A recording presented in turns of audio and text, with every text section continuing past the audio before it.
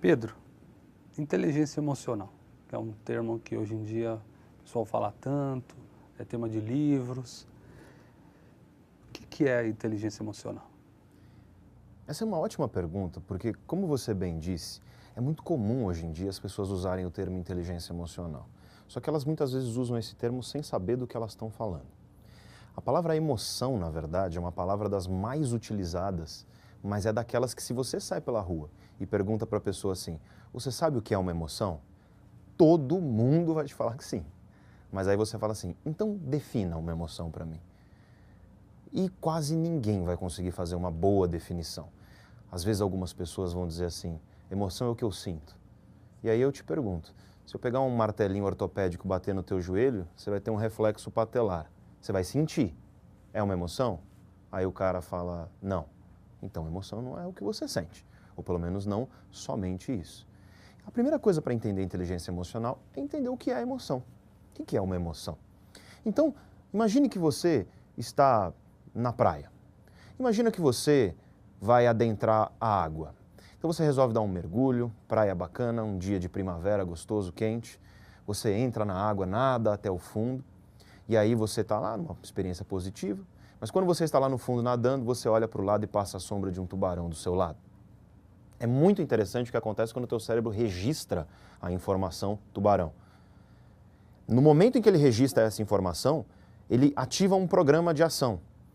Porque o cérebro ele é um aparelho biocomputacional, então ele está efetuando computações. E ele ativa um programa computacional que vai coordenar uma série de mudanças no seu corpo inteiro. Então, por exemplo, há uma variação na dilatação das pupilas, a boca seca, o estômago ele para de produzir ácido, o intestino para de peristaltar, se o intestino estiver cheio você solta, se a bexiga estiver cheia você solta. Ele vai coordenar o envio de sangue, por exemplo, para grandes músculos, como braço, perna, costas. A região digestória, a região do rosto, ela perde o sangue para esse sangue se distribuir naquilo que é mais essencial naquele momento. O cérebro ordena as glândulas do seu corpo a produzir cortisol, adrenalina, que são hormônios que vão te fazer, por exemplo, ter uma frequência cardíaca muito mais intensa, vão fazer com que você se torne muito mais focado no problema em questão. E olha, muitas outras coisas acontecem. O mero registro da informação tubarão fez tudo isso acontecer. E quanto tempo isso leva para acontecer? Menos de meio segundo. É muito, muito veloz. Se você entendeu tudo isso que eu falei, você sabe agora o que é uma emoção. A emoção é esse programa computacional do nosso cérebro que envolve uma relação com todo o corpo e que essencialmente é automático e vai te mover à ação. A emoção é um jeito eficiente que a natureza fez para que a gente se comporte de uma maneira eficaz sem perder tempo. É absolutamente automático. Você não olha o tubarão e fala, ó, um tubarão, acho que vou parar de peristaltar. Isso acontece, ponto final. O que é então a inteligência emocional? Muita gente diz que a inteligência emocional é você controlar suas emoções. E não existe isso. Não existe como você controlar a emoção. Pelo menos não diretamente. Você pode controlar certos comportamentos e esses comportamentos eles vão fazer com que haja uma alteração emocional. Então, por exemplo, a meditação é sabidamente um jeito de você controlar a sua respiração. E através, por exemplo, existe meditação de vários tipos, né? Um dos tipos é respiração. Você controla a sua respiração e com isso você vai fazer indiretamente alterações que são emocionais. Mas controlar a emoção mesmo, na raiz, é impossível. Nosso cérebro ele não tem essa capacidade. E é por isso que inteligência emocional não é controlar as emoções. Inteligência emocional, na verdade, é você ser capaz, em primeiro lugar, de entender os seus processos emocionais. É a primeira coisa. Porque as pessoas têm perfis emocionais diferentes. Você tem pessoas, por exemplo, que elas têm um perfil mais introvertido. Você tem pessoas que têm um perfil mais extrovertido. Essas tendem a ser características de identidade, personalidade, muito difíceis de mudar. Quando você entende, por exemplo, que você tem um certo perfil emocional, você já sabe, por exemplo, qual vai ser o teu estilo de gestão. Você sabe, por exemplo, aquilo que te agrada mais, aquilo que te agrada menos. Suponha uma pessoa que ela é muito agressiva. Então ela naturalmente estoura, ela é explosiva. Ela está numa reunião e ela sente que ela está começando a ficar com raiva. Se essa pessoa ela é emocionalmente inteligente, ela vai ser capaz de identificar aquilo, saber que aquilo vai levá-la em breve a um comportamento prejudicial e, por exemplo, dizer para as pessoas, pessoal, vamos parar por uma hora e daqui a pouco a gente retoma essa conversa. E aí ela vai esfriar a cabeça e vai retornar para aquela conversa de uma maneira muito mais prudente, de uma maneira muito mais racional. Mas ela só fez isso porque ela teve a capacidade, a inteligência de compreender um processo emocional.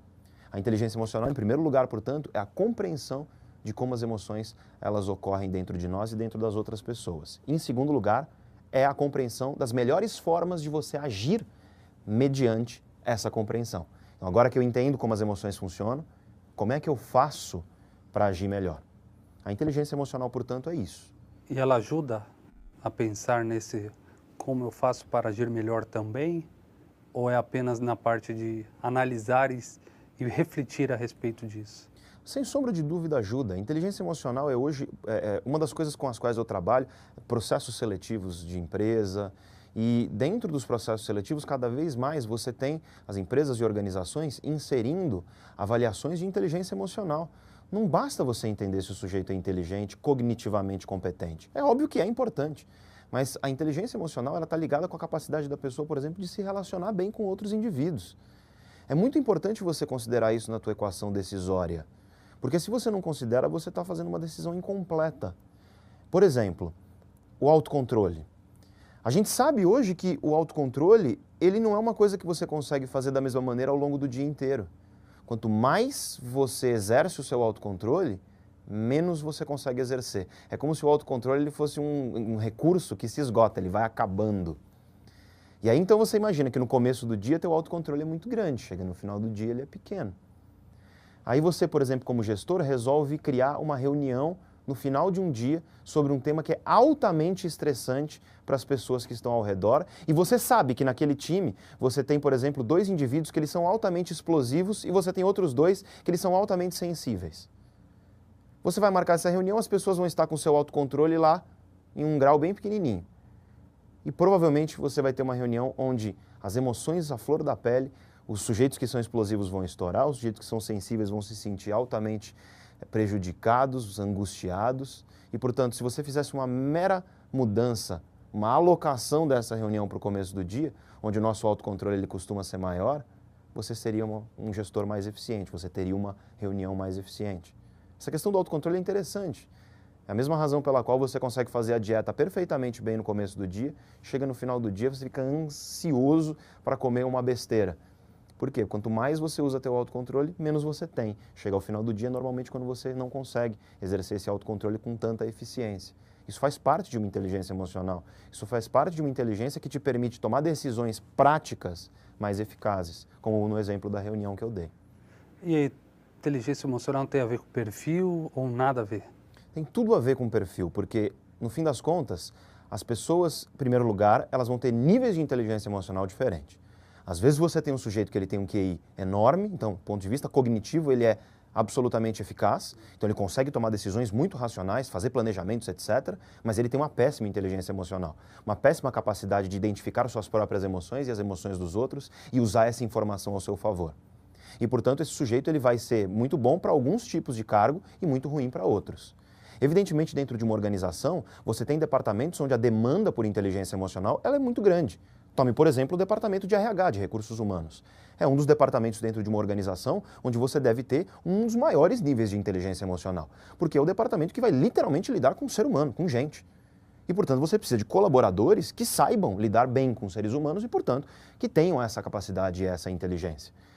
Então, é fundamental que a gente entenda que há perfis distintos em relação à inteligência emocional, em primeiro lugar, do ponto de vista de que ela varia. Alguns vão ter mais, outros menos.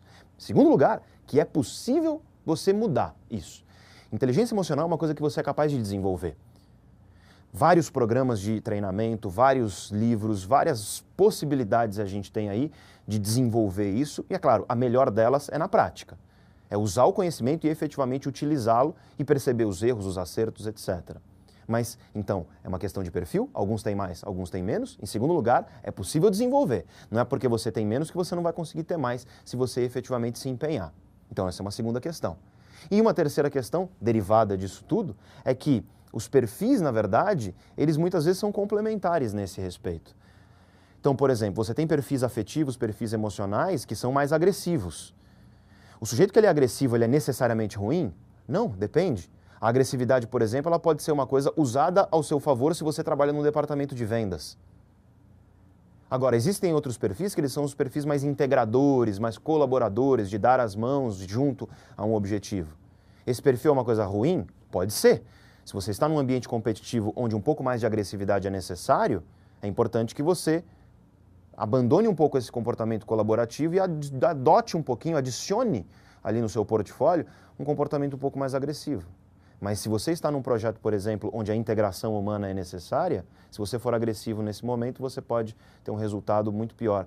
Você pode ter um resultado que é o contrário do que você esperava. Então essa questão de perfil ela vai variar também na maneira como você adequa o indivíduo àquilo que ele está fazendo, ao projeto e ao cargo. Quem é o mais inteligente emocionalmente? É o sujeito que ele consegue adequar-se a diversas situações onde as demandas de perfil afetivo elas são diferentes. Por exemplo, num ambiente mais colaborativo e num projeto onde a necessidade de colaboração é maior, ele consegue um perfil mais colaborativo. Num ambiente onde a agressividade ela acaba sendo mais necessária, ele consegue desenvolver uma postura um pouco mais dura, uma postura um pouco mais forte. É raro encontrar pessoas que têm essa capacidade. Mas é importante olhar e buscar. Porque quando você encontra uma pessoa como essa, você está encontrando um colaborador que a eficácia dele vai ser com certeza muito maior do que a do sujeito que ele tem um programa emocional específico e ele não consegue sair muito dele. Perfeito, Pedro. Muito obrigado. Conversei agora com Pedro Calabres, professor da ESPM e sócio da Neurovox, especialista em psicologia e neurociência.